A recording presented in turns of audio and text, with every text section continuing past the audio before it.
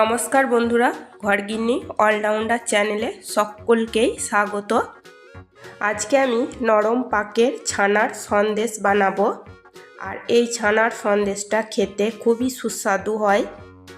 আর খুব কম সময়ের মধ্যে এই ছানার সন্দেশটা তৈরি করে নেওয়া যায়। নরম পাকের ছানার সন্দেশ বানানোর জন্য আমি এখানে হাফ লিটার গরুর দুধ নিয়েছি। দুধটা আমি ওভেনে বসিয়ে দিয়েছি। এখন আমি দুধটা ফুটে আসা অবধি অপেক্ষা করব। দেখো দুধ ফুটে গেছে। এখন আমি একটু নাড়াচাড়া করে নিয়ে এই গরম দুধ বাটির মধ্যে একটু নিয়ে নেব।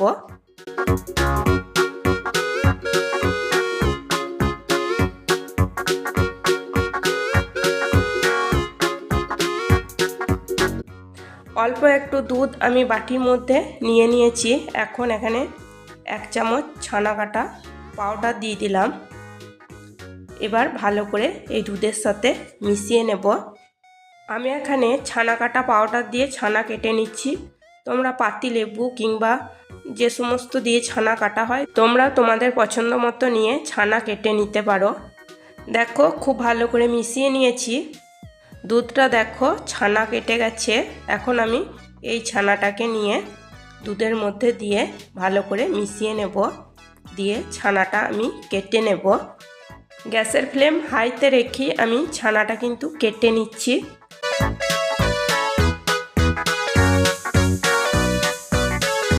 দেখো ছানাটা কেটে গেছে। আমি এখন কিন্তু গ্যাসের ফ্লেমটা অফ করে দিয়েছি। বেশি ফোটানো যাবে না, তাহলে ছানাটা কিন্তু শক্ত হয়ে যাবে। দেখো ছানাটা কত সুন্দর কেটে গেছে। দেখো এখন আমি ছানা থেকে জলটাকে ঝরিয়ে নেব। দেখো ছেঁকে নিচ্ছি আমি। ছানাটাতে এবার আমি ঠান্ডা জল দিয়ে ঠান্ডা করে নেব। জল দিয়ে ঠান্ডা করে নেওয়ার পর ছানা থেকে জলটা আমি খুব ভালো করে চেপে বের করে নেব। একটা পরিষ্কার কাপড়ের মধ্যে রেখে ভালো করে চেপে জলটাকে বের করে নেব। সেটা আমি আর দেখাচ্ছি না। ছানা থেকে আমি জলটাকে চেপে খুব ভালো করে বের করে নিয়েছি। এখন আমি হাতে করে খুব ভালো করে মুথে নেব। ভিডিওটিকে স্কিপ না করে শুরু থেকে শেষ পর্যন্ত দেখার জন্য অনুরোধ রইল। নরম পাকে ছানার সন্দেশটা খেতে খুবই সুস্বাদু হয় এবং তোমরা যে কেউই এই ছানার সন্দেশটা খুব সহজভাবেই বানিয়ে নিতে পারবে। দেখো বন্ধুরা, আমি কিন্তু খুব ভালো করে ছানাটাকে মুথে নিয়েছি। দেখো খুব সুন্দরভাবে হাতে করে আমি মেখে নিয়েছি। এই ছানার মধ্যে আমি দিয়ে দিচ্ছি ছোট কাপের 1 কাপ মতো চিনি। মিষ্টিটা তোমরা তোমাদের পছন্দ মতো দিয়ে নিতে পারো, এর থেকে কমও মিষ্টি দিতে পারো। আমি এখানে 1 কাপ মতো চিনি দিয়ে আবারও খুব ভালো করে মেখে নিচ্ছি।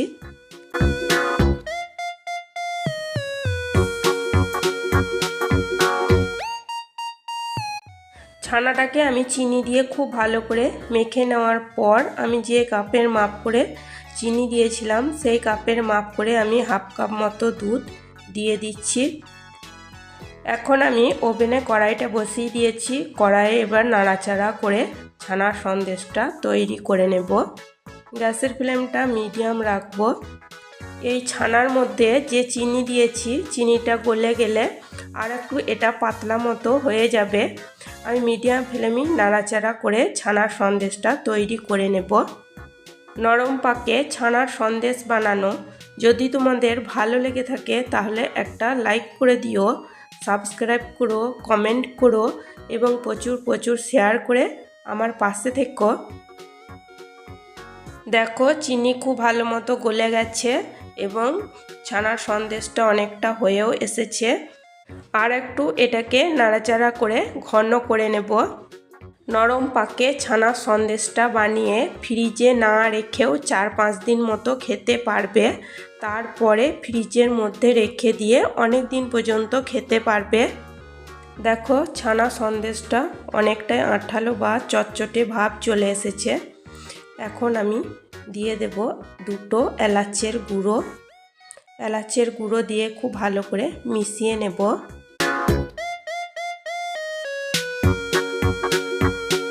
ব্যাস তৈরি হয়ে গেছে নরম পাকে ছানার সন্দেশ।